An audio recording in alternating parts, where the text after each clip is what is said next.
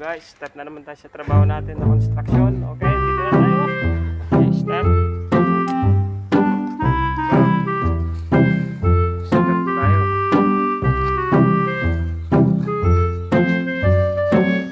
Yan, ito naman yung kasama ko na malupit sa malupit sa simento ng pagtatapa.